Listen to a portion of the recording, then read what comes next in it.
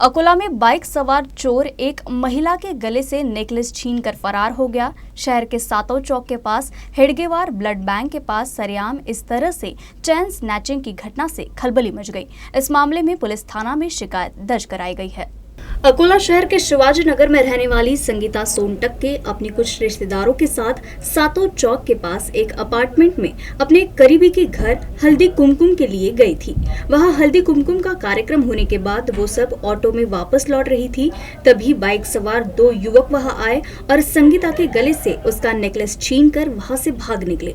सरेआम इस तरह से चैन स्नैचिंग होने से परिसर में खलबली मच गई। 65 ग्राम के सोने के नेकलेस चोरी होने के मामले में पुलिस थाने में शिकायत दर्ज कराई गई है।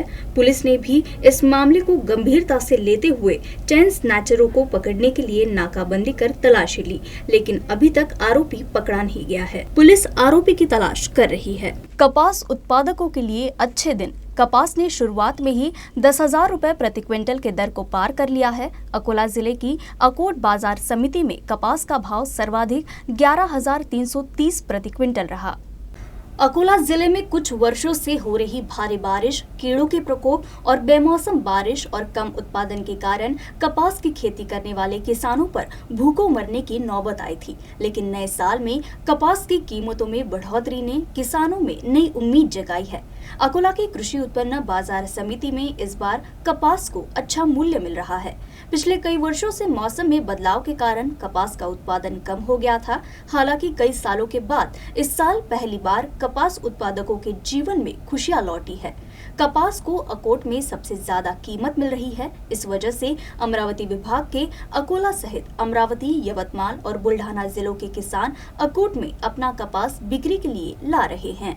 बुल्ढाना जिले के मलकापुर तहसील के भालेगांव रनगांव में थ्रेशर मशीन में फंसने से एक 20 वर्षीय युवक की मौत हो गई।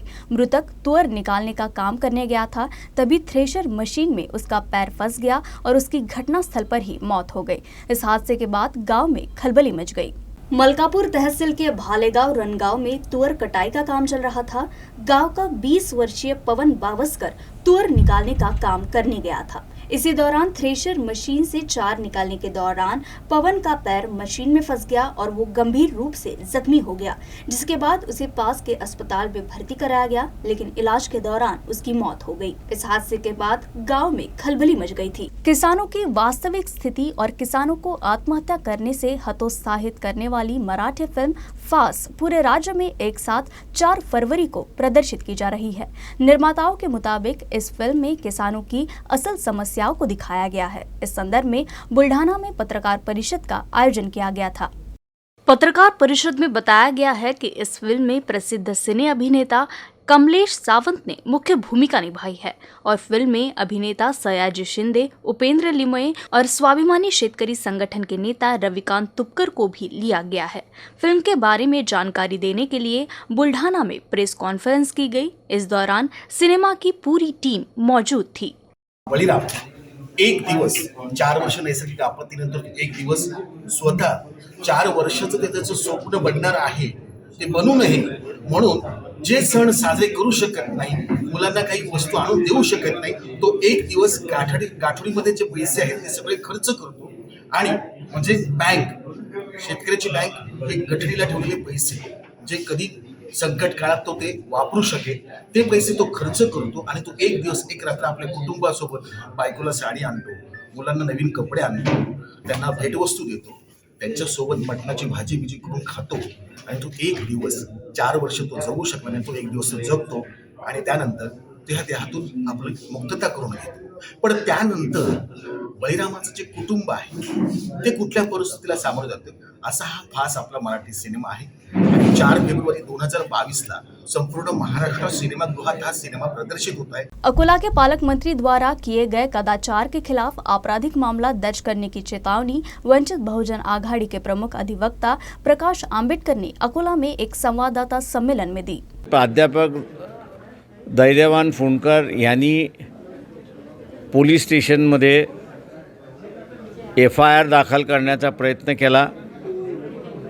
त्या संदर्भात SP-नाही भेटले, SP-शी मीही बोललो, परंतु FIR काय दाखल करून घेतला नाही। आणि म्हणून प्राध्यापक धैर्यवान फुंडकर यांना कोर्टाची पायरी चढावी लागली. त्यांनी अर्ज केला.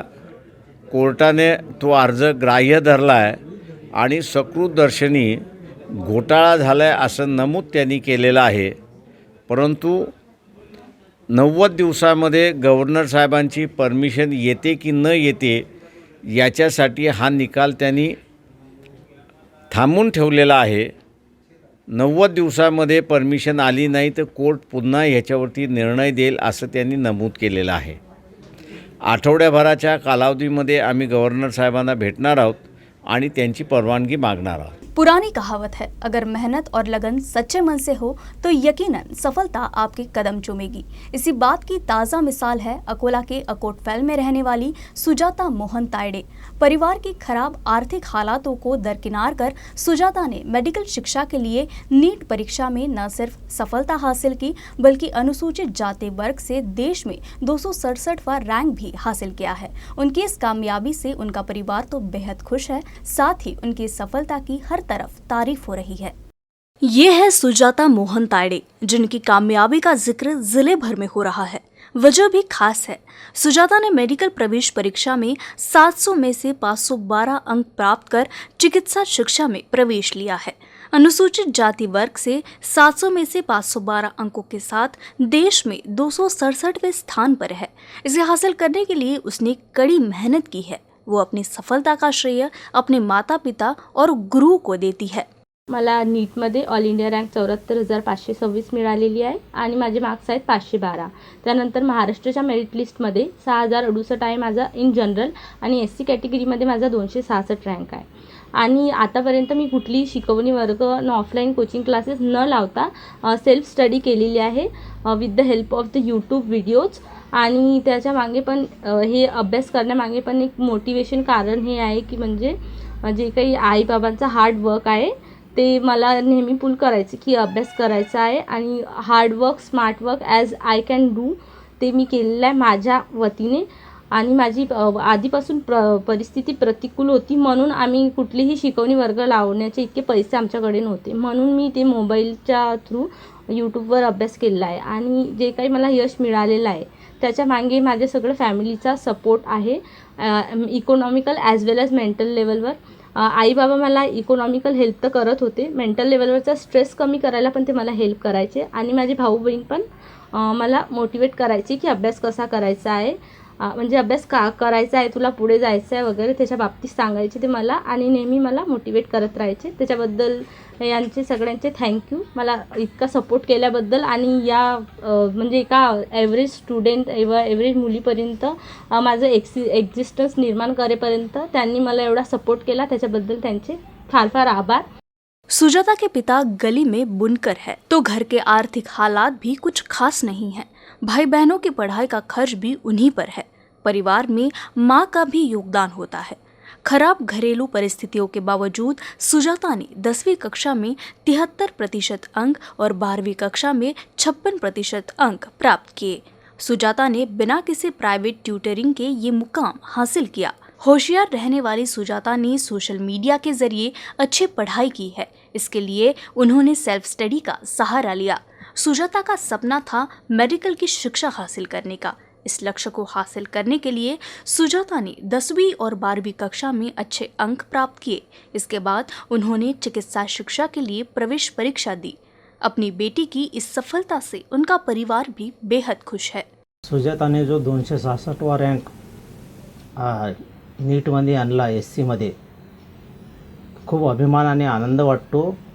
आणि शिक्षणाच्या बाबतीत मुलींना मागं न ठेवता मुला आणि मुलीत कोणीही भेदभाव करू नये आणि परिस्थितीवर मात करून अशाच प्रकारचा आदर्श घ्यावा इतकंच बोलू इच्छितो. आमची परिस्थिती अशी नव्हती की आम्ही तिला नीटच्यासाठी ट्युशन वगैरे लावू शकत होतो. तिचे बाबा पोतगटाईचं काम करतात, मी घरकाम करते. आमची परिस्थिती नसताना 2 मुली 1 मुलगा आहे. छोटी मुलगी पण MBBSसाठी प्रिपेअर करत आहे. आणि आमची परिस्थिती हलाखीची असताना आमच्या दोन्ही मुली जिद्दीने आणि चिकाटीने अभ्यास करतात. आम्हाला त्यांनी कधी असं भास होऊ दिला नाही की आम्हाला कोणत्या गोष्टीची म्हणजे पुस्तकं वगैरे जे आहे आम्ही आणून दिलं त्यामध्ये त्यांनी ते अभ्यास करून स्वतःची मेहनत घेऊन त्यांनी आज हे शिखर गाठलं तिने MBBSचं. आणि परिस्थिती अशी होती की आज आम्ही भाड्याच्या घरात आहोत. आमचं स्वतःचं घरसुद्धा नाही आहे आम्हाला. भाड्याच्या घरात राहून आम्ही 2 मुलीचा अभ्यास करून 2 मुली अभ्यास करत आहे. आम्ही सर्व करत आहोत. आमची परिस्थिती तशी नाही आहे की आम्ही त्यांना दोघींनाही शिकू शकतो. पण त्यांनी आम्हाला एक हे केलं, आम्हाला स्वतः त्यांनी इतकी हे दाखवलं की पाठबळ की आई बाबा तुम्ही फिकर करू नका, आम्ही तुम्ही ज्या परिस्थितीत आहे आम्ही तुम्हाला या परिस्थितीतून काढणार आहोत आणि तुम्हाला ते दिवस दाखवणार आहोत चांगले की मुलांची अपेक्षा करतात लोक, पण आम्ही मुली आहोत म्हणून याचा कमीपणा तुम्ही कधीही वाटू देऊ नका. ऐसा नहीं है कि शिक्षा के मामले में अमीरों के बच्चे सबसे आगे हैं। इनमें ज़्यादातर गरीब परिवारों के बच्चे भी हैं, लेकिन पारिवारिक आर्थिक हालात के चलते उन्हें मौका नहीं मिल पाता। जिन बच्चों को अवसर मिलता है या जो अवसर पाने के लिए संघर्ष करते हैं वे सफलता की बुलंदियों पर पहुंचते हैं। सुजाता मोहन तायडे ने समाज में एक ऐसी ही मिसाल कायम की है। अकोला के जवाहर नगर में राष्ट्रपिता महात्मा गांधी को अभिवादन किया गया। इस मौके पर विधान परिषद सदस्य अमोल मितकरी ने महात्मा गांधी के विचारों को याद किया। आज राष्ट्रपिता महात्मा गांधी यांचा पुण्यस्मरण दिवस अर्थात बलिदान दिवस। आजच्या दिवशी नथुराम गोडसे या आतंकवाद्याने महात्मा गांधींची गोळ्या झाडून हत्या केली। तेव्हापासून गांधी घराघरात आहेत, नव्हे तर गांधींचं कार्यकर्तृत्व जगभरात आहे आणि महात्मा गांधींची प्रेरणा घेऊन आजही जगभरात लोक वाटचाल करत असतात। गांधींना तुम्ही कितीही बदनाम करण्याचा प्रयत्न केला, गांधींचा किती मुर्दाबादचा नारा लावला, गांधींची किती पुतळे तोडले, तरी गांधी कधी मेले नाहीत, गांधी कधी मरणार नाहीत। महात्मा गांधी म्हणजे कमजोरी का नाम गांधी नाही आहे, तर मजबुरीचं नाव गांधी नाही आहे, तर मजबूतीचं नाव गांधी आहे। या मताचा मी आहे। जगाला सत्य अहिंसेचा संदेश देणाऱ्या पूज्य महात्मा गांधींना अभिवादन करायला मी या ठिकाणी आलो आहे। मी बापूंच्या चरणी एवढंच हे करतो। आमच्या अकोल्यातसुद्धा कालीचरण महाराजांसारखे अनेक असे लोक आहेत जे आजही नथुराम गोडसेंचा धर्मसंसदमध्ये गौरवानं उल्लेख करून महात्मा गांधींचा मुर्दाबादचा नारा लावतात। तर अशी प्रवृत्ती समाजातून हद्दपार करण्याकरता गांधीवादी विचारांच्या लोकांनी एकत्र येऊन नथुराम गोडसे प्रवृत्ती आगामी काळात ठेचून काढण्याची आज खऱ्या अर्थानं गरज आहे। एवढंच मी बोलून या ठिकाणी महात्मा गांधींना अभिवादन व्यक्त करतो। अकोला जिला प्रधानाध्यापक संघ माध्यमिक शिक्षा अधिकारी जिला परिषद अकोला के सभागार में शिक्षा अधिकारी डॉक्टर सुचिता पाटेकर की अध्यक्षता में बैठक हुई। बैठक में विदर्भ प्रधानाध्यापक संघ के अध्यक्ष शत्रुघ्न बेड़कर, जिलाध्यक्ष बलिराम जाम्बारे, सचिव दिनेश तायडे, कार्यकारी अध्यक्ष विजय ठोकल मौजूद थे। शिक्षा अधिकारी सुचिता पाटेकर ने कहा कि अकोला जिला संघ की विभिन्न मांगों को प्राथमिकता से हल किया जाए। जिले में माध्यमिक एवं उच्चतर माध्यमिक शिक्षकों एवं कर्मचारियों के विद्यालयों के प्रस्तावों का तत्काल निराकरण किया जाए। विगत 2 वर्षों का वेतन उपरांत अनुदान तुरंत दिया जाए। माध्यमिक विद्यालयों में शिक्षकों के रिक्त पदों को तत्काल भरा जाए आदि मुद्दे बैठक में रखे गए। इसके अलावा स्क्वाड सुपरिटेंडेंट को लंबित GPF, मेडिकल बिल, व्यक्तिगत बिलों के निस्तारण में तेजी लाने का आदेश दिया जाए। जिला स्तरीय स्कूलों की स्वीकृति कम से कम 5 साल के लिए बढ़ाई जाए। विद्यालय के द्वितीय चरण के बिल तत्काल स्वीकृत हो। 2022 के सेट को स्वीकृति देते हुए बिना आधार कार्ड जारी किया जाए। 2005 से पहले सभी शिक्षकों के लिए पुरानी पेंशन योजना लागू की जाए। सेवानिवृत्त प्रधानाध्यापक को 7वें वेतन के अनुसार रखा जाए। इन सभी मुद्दों पर सकारात्मक चर्चा हुई। अकोला पुलिस ने तेल्हारा तहसील के अड़गांव में अवैध रूप से गांजा बिक्री पर कार्रवाई की है। इस कार्रवाई में पुलिस ने 3 किलो का गांजा जब्त किया है। पुलिस को सूचना मिली थी कि अड़गांव के ताजपुरा निवासी बरकत बेग लियाकत बेग गांव में अवैध रूप से गांजा बेच रहा था। पुलिस ने अड़गांव में बरकत बेग के घर पर छापा मारा तो उसके घर से 3 किलो गांजा बरामद हुआ। पुलिस ने गांजा जब्त कर हिवरखेड़ थाने में NDPS की धारा 20 के तहत मामला दर्ज कर लिया है। पुलिस अधीक्षक G श्रीधर और अतिरिक्त पुलिस अधीक्षक मोनिका राउत के मार्गदर्शन में पुलिस निरीक्षक विलास पाटिल की एक टीम ने ऑपरेशन को अंजाम दिया।